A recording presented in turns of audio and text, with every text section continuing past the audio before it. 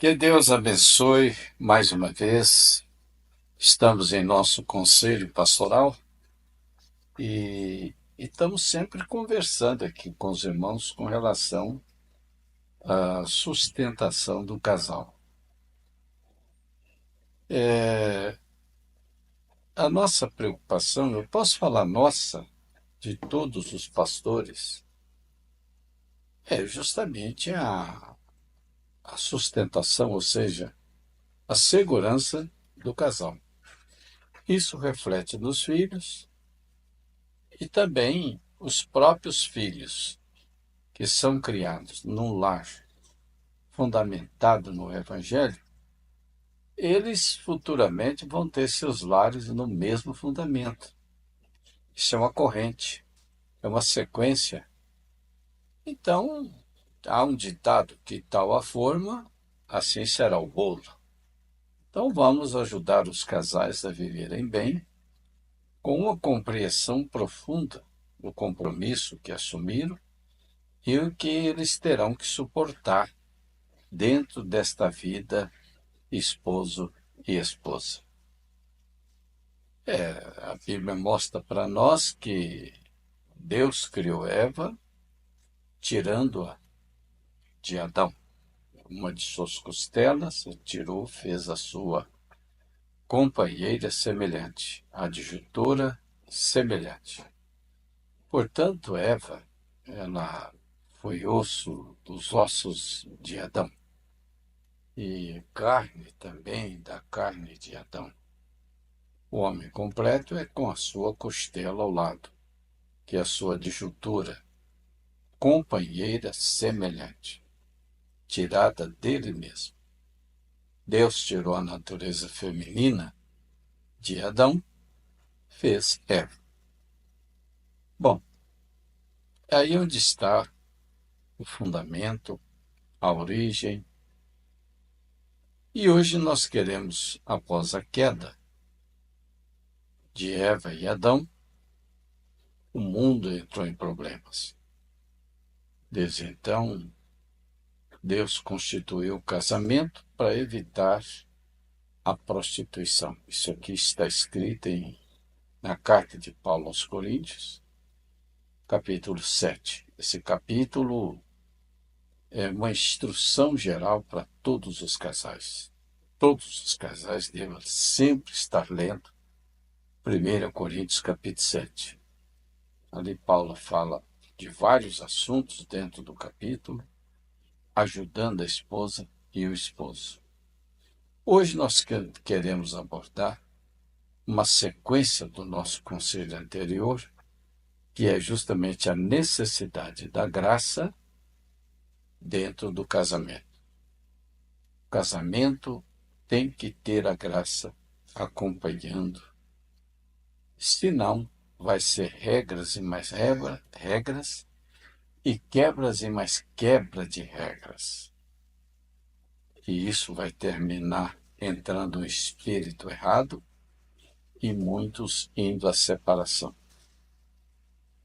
O casamento, meus prezados irmãos, foi justamente para evitar a prostituição, e Paulo deixou bem claro na sua carta à igreja de Corinto, dizendo que os que decidirem ficar solteiros sofrerão menos.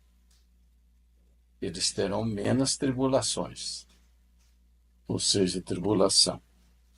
E os que decidirem a casar, eles terão mais tribulação ainda, porque a vida a dois são dois imperfeitos fazendo um voto de casamento.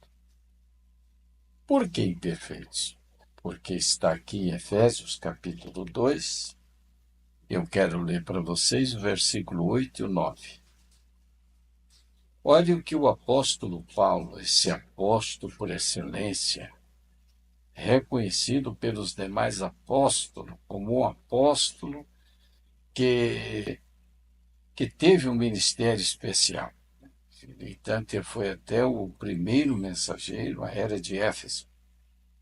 Ele foi o apóstolo que mais escreveu cartas, sem nenhuma arrogância, ele disse: o evangelho aos gentios foi confiado a mim. Então, Paulo foi um exemplo. Deus fez dele um exemplo para os ministros, pregadores, foi um ministério exemplar. Ele diz aqui, ó, o capítulo envolve a salvação pela graça. Capítulo 2 da carta de Paulo à igreja de Éfeso. Só quero citar o versículo 8 e 9. Porque pela graça sois salvos, por meio da fé. Então aqui diz, pela graça. Voltamos a esquecer o que significa graça. Graça significa é um favor que você não tem merecimento nenhum por ele. É um favor, por isso que se chama graça. Graça, misericórdia. E nós fomos salvos nesse processo. Quem errou? Fui eu, foi você. E quem pagou a pena foi Jesus. Ele assumiu o meu lugar e o teu lugar. Por isso que a representação é que faz sermos perfeitos. Não é você querer ver isso, você só vê isso. Você só veria isso se Jesus estivesse no corpo carne, como ele esteve. Mas, mesmo assim, as pessoas acharam defeitos. Né? Então, enquanto estivermos nesse corpo de carne, se a graça não estiver no meu e no seu coração, nós nos tornamos os ditadores de regra e não cumprindo nem com nenhuma delas. Por isso que Jesus disse que o argueiro no meu olho toma todo o meu tempo. Não tem um prazo, um tempo para observar o olho do próximo. Mas quando nós esquecemos das nossas falhas, a tendência é se agarrar como perfeitos nas falhas dos outros, sendo que não somos. Por isso que o melhor que se faz é a graça, perdoar para ser perdoado. É perdoar para ser perdoado. É um assunto simples e de um poder de trovão. Poder que não tem nem como avaliar. Quando você começa a olhar nessas palavras sobre graça e amor, meu irmão, seu casamento jamais será atacado. Atacado, sim, ele jamais será destruído. Você vai ganhar todas, porque você aprendeu que a graça resolve qualquer tipo de problema. Porque pela graça sois salvos. Quer dizer, então, que a graça nossa, a graça foi que nos salvou. É lógico, lógico. E ainda diz por meio da fé em Cristo, e não vem de vós, é dom de Deus. Então, nunca você pode pensar que é dom a alguém. Não, nós viemos da sujeira, nós viemos do pecado, nós viemos do mundo. Estamos aqui mentindo, bebendo, aprontando. E simplesmente o Evangelho chegou até nós e, pela fé, nós somos justificados. Nossos pecados foram perdoados. Por isso que você notou a mudança em você. Porque no seu espírito, Deus perdoou seus pecados praticados na carne. Olha aqui. Pela graça sois salvos, por meio da fé. Ainda diz assim, isso não vem de vós, é dom de Deus. Quer dizer, nós não tínhamos nada. Nada. Simplesmente foi o dom de Deus. Que me levantou, que te levantou. Aí Paulo disse, não vem das obras. Porque eu era caridoso, eu era isso e aquilo. Não, não. Não vem das obras. Não vem das obras. Ele diz assim, não vem das obras para que ninguém se glorie. Quando você vê uma pessoa se gloriar, isso é muito perigoso. Ninguém pode se gloriar. Todos foram salvos pela misericórdia. Lá fora, na ignorância, vivíamos no pecado. Então ninguém tem que se gloriar. Tudo que é bom que há em você chama-se Jesus. deixa ele afastar de você. Você vai ver simplesmente uma pessoa comum obedecendo os instintos da carne. Essa mudança, esse comportamento, é que ele desceu na sua alma, na minha alma, e nos fez diferente. Então não é as obras para que ninguém se glorie. Então, olha aí, porque somos feituras sua criadas em Cristo Jesus para as boas obras, as quais Deus preparou para que andássemos nelas. Então, você não pode esquecer da graça. E o que acontece então no casamento?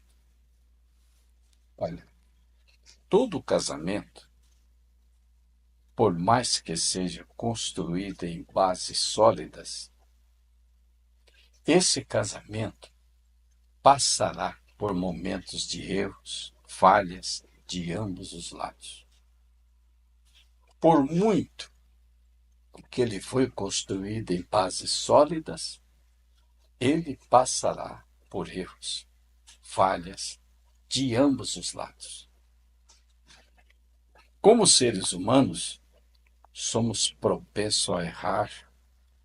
Sabia disto? Como seres humanos. Magoar e tomar decisões que nem sempre são as melhores. Por mais estruturado que seja a realização desse casamento, ele está sujeito a passar por tudo isso. Veja bem, se o relacionamento do casamento for baseado apenas na lei e uma contínua cobrança por perfeição, há algo que ninguém consegue alcançar.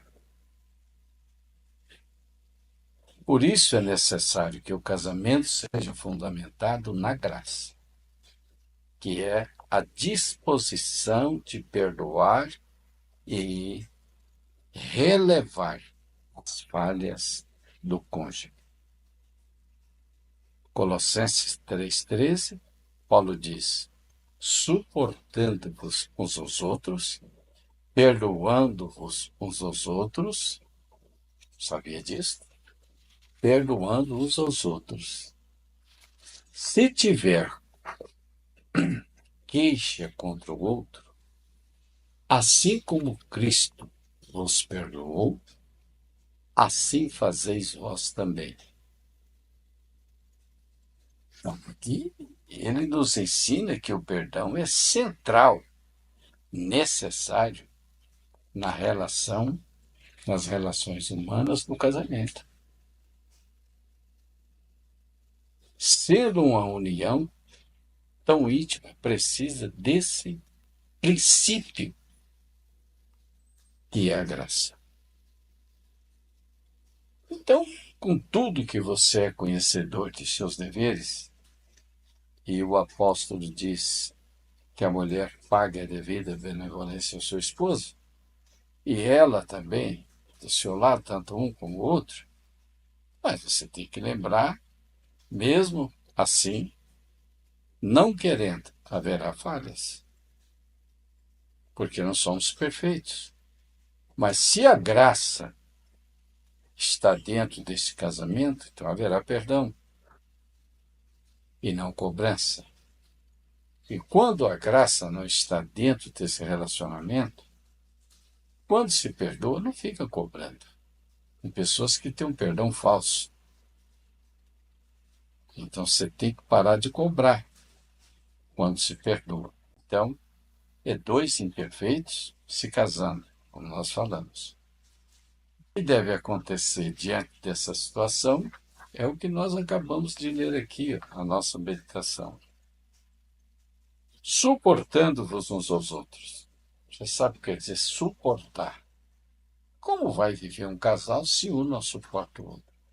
Um é criado num lar, em um regime interno da casa. O outro é criado noutra família. Ambos conhecem o Evangelho. Casam, porque se amaram.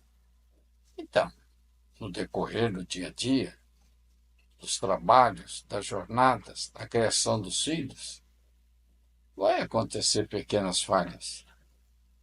E aí é onde tem que haver, não, se importar com isso. Não, se é aquela pessoa tinhosa, aquela pessoa difícil, né? E chega ao ponto de cobrar, cobrar, cobrar, sendo que ele não está cumprindo nem com a metade do que está se cobrando. E são hábitos que nós temos que corrigir dentro do casamento. Então, eu creio que a graça tem que existir, e ai do lar que se não tiver a graça ali dentro. O caso fica sério. Nós não vemos cumprindo o que Paulo diz aqui aos Colossenses. Pensa que naquele tempo dos casamentos não havia problemas? Olha aqui o apóstolo Paulo falando, na sua carta aos Colossenses, suportando uns aos outros. Com certeza havia reclamações. E ele está dizendo, suporta. Para viver juntos, criar a família, tem que suportar uns aos outros. E ainda diz assim, perdoando-vos uns aos outros. Por que você perdoa seu filho? Porque você ama seu filho.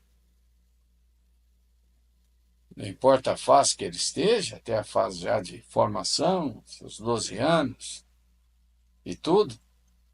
Então você tem que perdoar, porque ele não tem os anos que você tem. Você também, quando tinha seus 13, 14 anos, você era diferente. E nós temos que descer a idade deles, entendê-los e pedir sabedoria divina para criar a família. Senão, do contrário, você expulsa o filho de casa, você não vai ter paciência. E o que vai acontecer? O pior com eles lá fora. Paulo disse assim, suportando uns aos outros e perdoando uns aos outros. A graça é acompanhada pelo perdão. Então, dentro do lar, tem que haver a graça. Você não pode ser aquele esposo cobrando, cobrando e nada pagando. Não é certo? E isso tem que ter limite. Tem coisas que é direito de falar, tudo, mas com graça. Não com arrogância.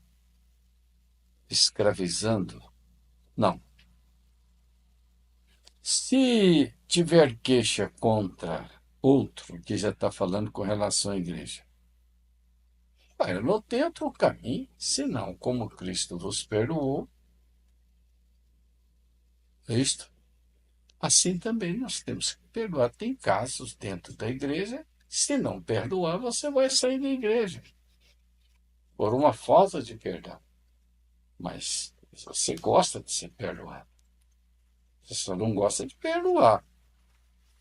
Mas tem pessoas que é assim, eles não gostam de perdoar ninguém. Não adianta, ele guarda aquilo e vai, mas quando alguém o perdoa, ele fica satisfeito, porque foi perdoado, mas não quer perdoar ninguém. Assim como Cristo vos perdoou, assim também vós, assim fazei vós também.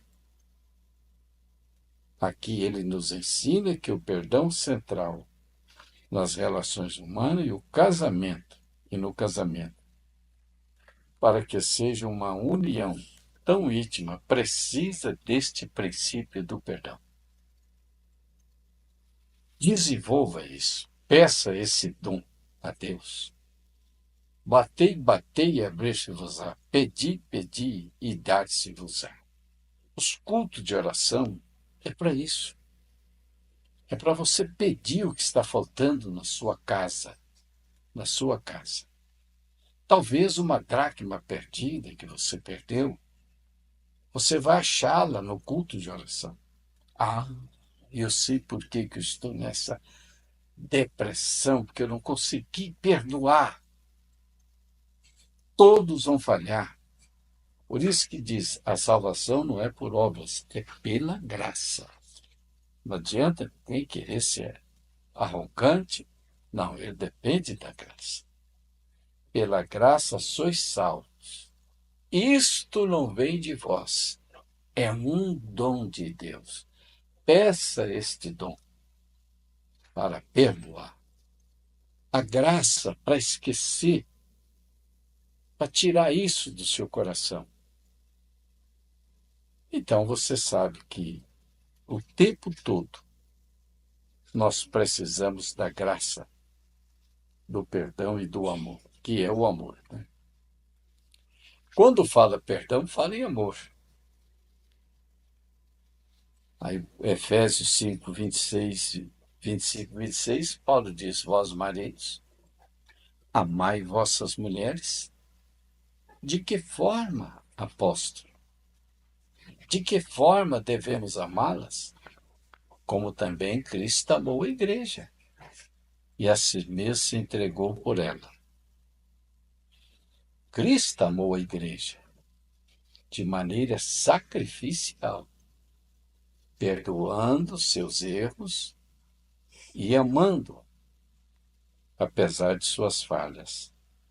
Da mesma forma, os maridos e esposas devam praticar esse amor sacrificial, perdoando, ou seja, perdoando uns aos outros. Esse amor perdoador tem que existir no casamento. Senão não vai permanecer. Os filhos não vão ter lar. Há tantas coisas que podem ser resolvidas e por esse motivo às vezes se separam, mas são por problemas que podem ser resolvidos. Então, finalizando aqui o meu conselho, vós maridos, amai vossas mulheres, como Paulo está dizendo isso aqui nas cartas que ele escreveu à igreja de Éfeso. Havia esses problemas lá. E Paulo estava resolvendo esses problemas, mandando buscar esse amor divino. Você não tem, mas Deus tem. Deus tem para dar. E Ele está mais interessado a lhe dar do que você de receber. Então, veja bem, o amor verdadeiro, o amor que reflete Cristo, que reflete o cheiro de graça. Então, todo lar que tem graça não tem tempestade que possa derrubar aquela casa, porque ali tem perdão. O perdão nos trouxe aqui, porque Deus amou o mundo de tal maneira que deu seu Filho unigênito, para que todo aquele que nele crê não morra, mas tenha vida eterna. Isso foi amor. Nós não tínhamos saída. Nossa sentença estava determinada, extinção, mas Ele nos amou, morreu em nosso lugar. E nós hoje somos dele, porque Ele nos ganhou e pagou na cruz preço bem caro. Você é de quem? Eu sou de Jesus. Se Ele não morresse na cruz, nós estávamos extintos. Mas Ele morreu por nós. E ressuscitou o terceiro dia para receber aqueles a quem Ele resgatou. Somos de Jesus, aleluia. Devemos nossa vida a Ele. Esse amor tem que descer para o casamento, como foi com Adão e Eva. Então, finalizando a nossa palestra hoje, você quer ter um casamento estabilizado? Não adianta você ficar com esse mau costume, mas busque de Deus a graça para saber que seu esposo não é um homem perfeito. Ele vai falhar. Você ditou regras e mais regras e mais regras, e você também não está cumprindo com as suas. Pode saber que não. Você também não é perfeito. Então, o que nós temos que fazer? Fazer o possível para não quebrar as normas. Mas sabendo que se elas chegarem a ser quebradas, o perdão reconstitui. E se não houver perdão, Não tem como você orar o Pai Nosso.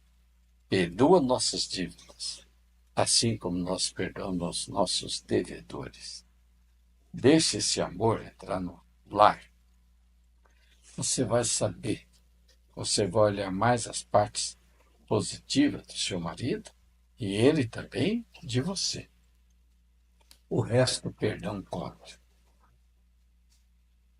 Você viu a rosa linda, bonita no jardim, mas tem espinhos ali embaixo. Então não existe casal perfeito, existe a graça de Deus mantendo o casal. Então deixa essa bênção entrar no seu coração e você vai olhar seu esposo com outros olhos. E ele vai ver você também com outros olhos. Certo? Mas a mulher não tem asseio. Não, isso aí são coisas que se resolvem em palestras, em orientações. Ela não quer cozinhar, não é cozinhar, não quer nada com a cozinha, não faz comida, não. Isso aí tem muitas professoras aí pela internet que o dia todo está ensinando receitas novas. Nós estamos recheados de professores. Só se a pessoa carrega mesmo um mau espírito mesmo, né? E aquele diz, eu não sei, não quero saber e tenho raiva de quem sabe. Aí, meu filho, você tem que ser liberto com oração, até mesmo o pastor impor as mãos na sua cabeça e expulsar esse demônio. Que casos que é demônio. E só sai com jejum e oração. Mas aqueles que são libertos, eles buscam e Deus dá. Ninguém nasceu sabendo todas essas coisas. Não é verdade? Ninguém. Então nós aprendemos, nós melhoramos. Então que Deus te abençoe e a senhora seja aquela mãe exemplar e suas filhas em volta de você te admirando. E o pai também seja um pai amoroso, exemplar, conselheiro na hora certa e com certeza seus filhos saem por aí falando bem de você. Não seja diferente, não fica copiando de vultos aí de novela, que as pessoas nem sabem o que é casamento na vida, a maioria. Vive qualquer tipo, aquilo ali é pago para fazer aquela peça, que não é bem uma realidade. Então, que Deus te abençoe, que você possa olhar para a Bíblia e se espelhar nas santas do passado, que deixaram aqui seus rastros que até hoje nos ajudam. É tão lindo o casamento quando ele tem amor, que se chama graça. Que Deus te abençoe, que Deus te sustente. E a próxima palestra nós queremos entrar numa área muito importante, certo? Que dificilmente isso está sendo sepultado nos dias de hoje. O velho lar, a velha família, aquela família que realmente havia uma saúde de espírito no centro dela, esses filmes, essas coisas criadas e montadas, está tirando isso dos corações. Hoje não se vê mais o que se via antigamente. Não vê mais destaque que se via antigamente. Jovens, habilidosas, belas, mas eram jovens preparadas, formadas, excelentes donas de casa, com aquele dom maternal de ser mãe, ama a família, quer uma família, aquele jovem, aquele rapaz que carrega na sua alma o desejo de constituir uma família, não só de desabafar seus instintos no casamento, mas quer ter uma família, isso está ficando cada dia mais fracassado. E as próximas palestras nós vamos entrar nessa área, aonde pessoas fracas, frágeis, vão rir, vão achar graça, mas vão pagar o preço de suas risadas e de suas brincadeiras, mais tarde dizendo: aquela palavra que eu ouvi estava certa. Deus te abençoe. Nossas próximas palestras entraremos nesses detalhes, que vai ser de rica importância para todos vocês. Deus os abençoe, Pai Celestial. Sela essas palavras nos corações. Seja com todos, em nome de Jesus. Amém.